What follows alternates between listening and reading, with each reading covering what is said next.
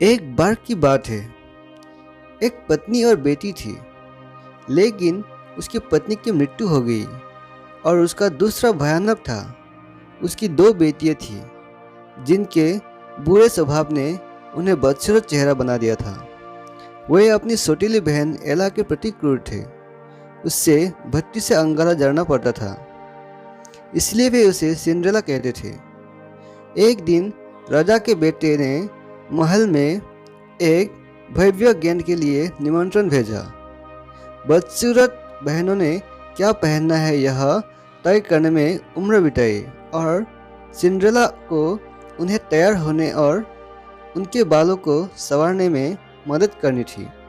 Cinderella के चित्रों में गेंद के पास जाने का कोई सवाल ही नहीं था। जब बदसूरत बहनों गेंद के लिए निकली तो सिंड्रेला फूट फूट कर रोने लगी। काश मैं जा सकता, वह रोया भी। अचानक उसकी परी ग्रैंडमदर प्रकट हुई। रो मत बच्चे, उसने कहा। बेशक आप गेंद के पास जा सकता है, लेकिन पहले हमें कुछ बीज और टुकड़ों की आवश्यकता होगी।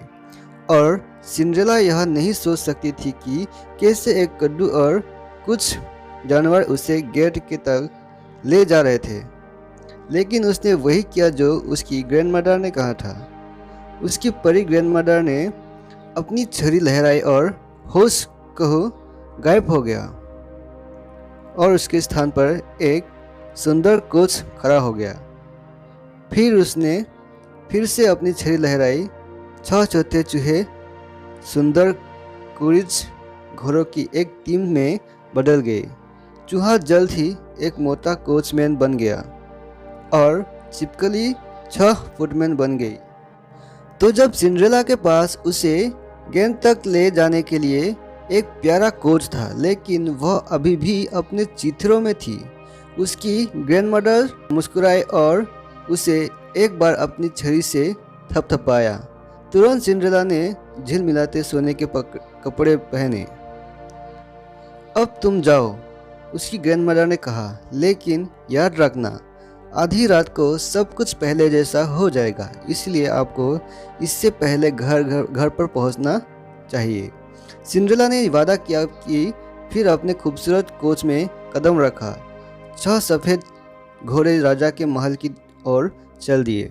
राजकुमार भी अन्य लोगों की तरह ही जिज्ञासु था। जिस क्षण सिंड्रेला बाथरूम में आई, उसने किसी और के साथ नृत्य नहीं किया।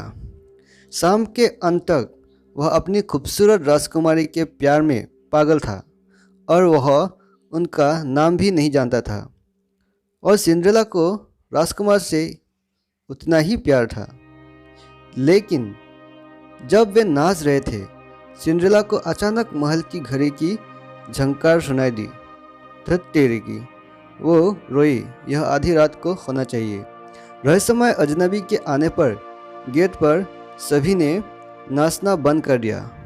सिंड्रेला अपनी सोने की पोशाक में इतनी सुंदर लग रही थी कि सभी को लगा कि वह किसी विदेशी देश की राजकुमारी ही है। यहाँ तक कि उसकी 2 सौतेली बहनों को भी मूर्ख बनाया गया।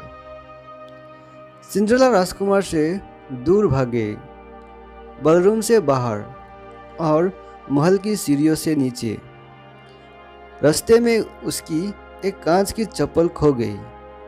जब तक वह नीचे की सीढ़ी पर पहुंची, तब तक घड़ी के 12 बज चुके थे और सिंड्रेला फिर से चिथरे चिथरे हो गई थी।